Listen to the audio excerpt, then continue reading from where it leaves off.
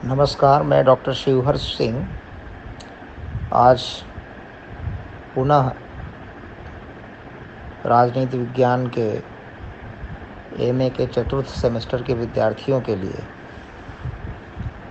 न्याय सिद्धांत पर एक व्याख्यान लेकर प्रस्तुत हुआ हूँ।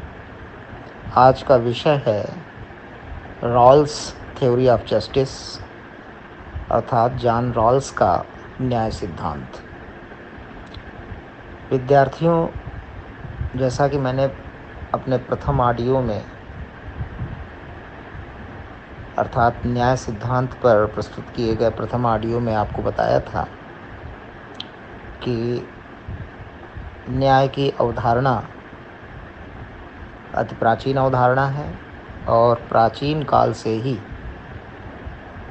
न्याय की खोज राजनीतिक सिद्धांत का एक प्रमुख सरोकार रही।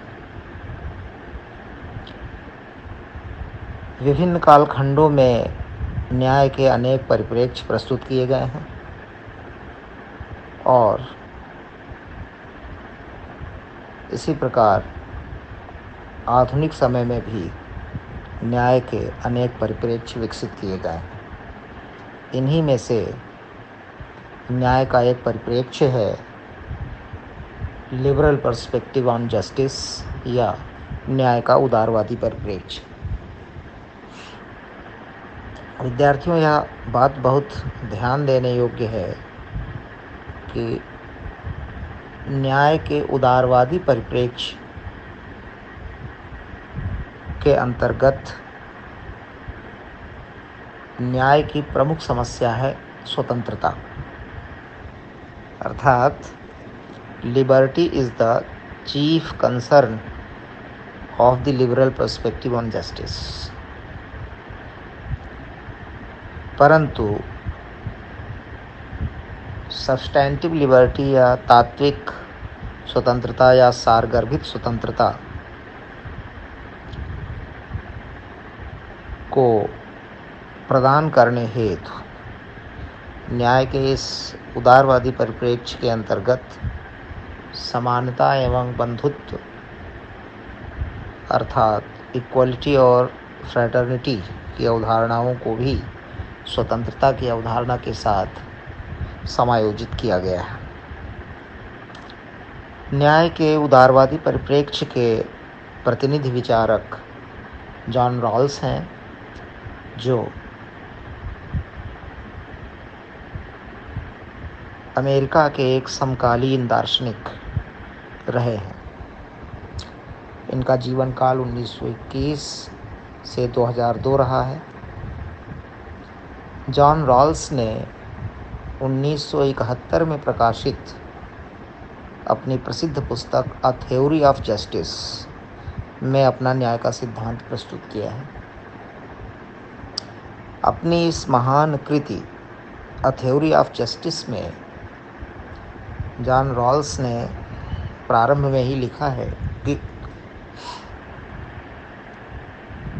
एक अच्छा समाज अनेक प्रकार के सद्गुणों की विशेषता से युक्त होता है, अर्थात अनेक प्रकार के सद्गुणों की विद्यमानता या मौजूदगी एक अच्छे समाज की विशेषता है और न्याय समाज का प्रथम सद्गुण है। Justice is the first virtue of a society. इसका तात्पर्य यह है कि न्याय किसी समाज की प्रथम आवश्यकता है, परम आवश्यकता है, परंतु यह पर्याप्त नहीं है। अर्थात किसी अच्छे समाज में न्याय के साथ साथ अन्य सद्गुणों का होना भी आवश्यक है, परंतु न्याय किसी समाज की प्रथम और परम आवश्यकता है।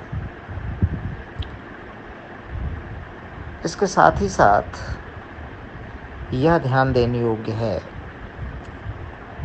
कि यदि समाज का कोई वर्ग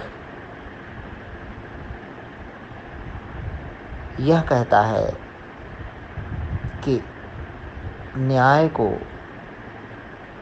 समाज की प्रगति के रास्ते में नहीं आने देना चाहिए, या न्याय को समाज की प्रगति में बाधा नहीं बनने देना चाहिए, तो वह समाज के नैतिक पतन का खतरा मोल ले रहा है। इसका तात्पर्य यह है कि न्याय के बिना समाज का नैतिक पतन हो जाता है।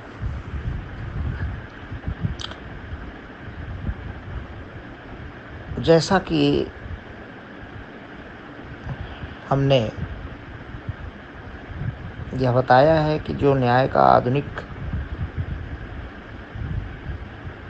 परिप्रेक्ष्य है वह सामाजिक न्याय की अवधारणा है, और जॉन रॉल्स का न्याय सिद्धांत भी सामाजिक न्याय का सिद्धांत है।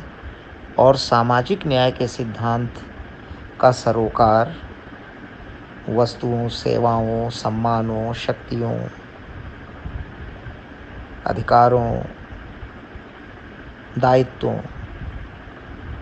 आदि के आवंटन के एक तर्कपूर्ण मानदंड के निर्धारण से है। ठीक उसी प्रकार चूंकि रॉल्स का न्याय सिद्धांत भी सामाजिक न्याय का सिद्धांत है, अतः जॉन रॉल्स के न्याय सिद्धांत का सरोकार भी प्राइमरी गुड्स, यह जॉन रॉल्स की शब्दावली है, प्रारंभिक वस्तुएं या प्राथमिक वस्तुएं, जिनके अंतर्गत जॉन रॉल्स ने कहा है कि अधिकारों, स्वतंत्रताओं, शक्तियों, अवसरों, आय, धन तथा आत्मसम्मान के साधन, इनके न्यायोचित या तर्कपूर्ण वितरण की समस्या ही न्याय की समस्या है। अर्थात न्याय की समस्या प्राइमरी गुड्स, प्रारंभिक वस्तुएं या प्राथमिक वस्तुएं अर्थात अधिकारों, स्वतंत्रताओं, शक्तियों, अवसरों, आय, धन तथा आत्मसम्मान के साधनों के न्यायोचित वितरण में निहित है। या दूसरे ढंग से कहा जाए तो न्याय प्राथमिक वस्तुओं के तर्कपूर्ण या विवेकपूर्ण आवंटन की एक सर्वमान्य प्रक्रिया में निहित है। यहाँ पर यह ध्यान देने योग्य है कि चूंकि जॉन रॉल्स के न्याय सिद्धांत का संबंध भी प्राइमरी गुड्स के डिस्ट्रीब्यूशन से है या प्राथमिक वस्तुओं के न्यायोचित वितरण या आवंटन से है, अतः यही कारण है कि जॉन रॉल्स के न्याय सिद्धांत को थ्योरी ऑफ डिस्ट्रीब्यूटिव जस्टिस या वितरणीय न्याय का सिद्धांत कहा जाता है। परंतु जॉन रॉल्स ने अपने न्याय सिद्धांत को स्वयं प्योर प्रोसीजरल जस्टिस की संज्ञा दी है। अर्थात स्वयं जॉन रॉल्स ने अपने न्याय सिद्धांत को प्योर प्रोसीजरल जस्टिस या विशुद्ध प्रक्रियात्मक न्याय कहा है। परंतु वितरणीय न्याय या प्रक्रियात्मक न्याय की अवधारणाओं में बहुत अंतर नहीं है, क्योंकि दोनों का संबंध प्राइमरी गुड्स के आवंटन या वितरण हेतु एक न्यायपूर्ण, न्यायोचित या तर्कपूर्ण मानदंड के निर्धारण से है। इसके पश्चात यह बात ध्यान देने योग्य है कि जॉन रॉल्स ने न्याय के उन सभी सिद्धांतों की कटु आलोचना की है जिनमें व्यक्ति की गरिमा की उपेक्षा की गई है, अर्थात जिनमें व्यक्ति के नैतिक महत्व को उपेक्षित किया गया है। दूसरे शब्दों में हम कह सकते हैं कि जॉन रॉल्स ने न्याय के उन सभी सिद्धांतों की आलोचना की है जिनमें व्यक्ति के मॉरल वर्थ या नैतिक महत्व को इग्नोर किया गया है, इसकी उपेक्षा की गई है।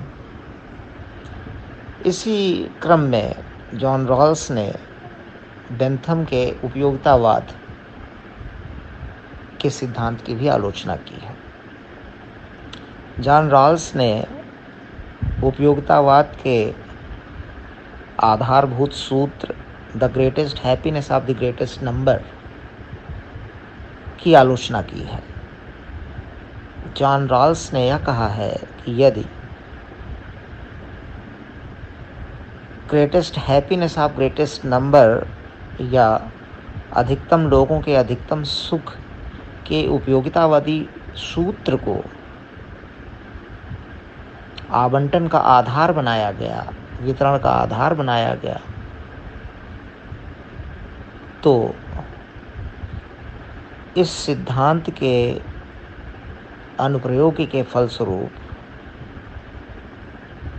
कुछ न कुछ या कुछ एक व्यक्तियों या एक अल्पसंख्यक वर्ग के हितों को बहुत अधिक नुकसान होगा। अर्थात हम अधिकतम लोगों के अधिकतम सुख को तो सुनिश्चित कर सकेंगे, लेकिन इस प्रक्रिया में कुछ एक व्यक्ति या कोई व्यक्ति या एक अल्पसंख्यक वर्ग वह दुखी रह जाएगा, उसके साथ अन्याय हो जाएगा, उसके दुखों का निवारण नहीं हो सकेगा, या सुख पहुंचाने की प्रक्रिया में अधिकांश लोगों को अधिकतम सुख पहुंचाने की प्रक्रिया में किसी अल्पसंख्यक वर्ग को सुख नहीं पहुंच सकेगा, उसके दुखों का निदान नहीं किया जा सकेगा। और जॉन रॉल्स ने बहुत अच्छा लिखा है कि हम किसी अल्पसंख्यक वर्ग के कष्टों या दुखों की क्षतिपूर्ति किसी बहुसंख्यक वर्ग या समृद्ध वर्ग के सुखों से नहीं कर सकते। अर्थात the pains and distress of a minority cannot be compensated by the greatest happiness of the majority or a prosperous class. इसके पश्चात जॉन रॉल्स ने एक ऐसे वितरण के सिद्धांत की खोज करने का प्रयास किया है जिसके अंतर्गत समाज के कमज़ोर से कमज़ोर व्यक्ति को अधिक से अधिक सुख पहुंचाया जा सके। अर्थात जॉन रॉल्स ने अपने न्याय सिद्धांत के अंतर्गत आवंटन की एक ऐसी प्रक्रिया, आवंटन के एक ऐसे न्यायोचित मानदंड का सुझाव प्रस्तुत करने का प्रयास किया है जिसके अनुप्रयोग से समाज के कमज़ोर से कमज़ोर व्यक्ति को अधिक से अधिक लाभ पहुंचाया जा सकता है। तो विद्यार्थियों, इस ऑडियो में इतना ही पर्याप्त है। इस पृष्ठभूमि के साथ जॉन रॉल्स के न्याय सिद्धांत को समझने में बहुत सहजता होगी और अपने दूसरे ऑडियो में हम जॉन रॉल्स के न्याय सिद्धांत के अग्रिम भाग को लेकर आपके सामने प्रस्तुत होंगे।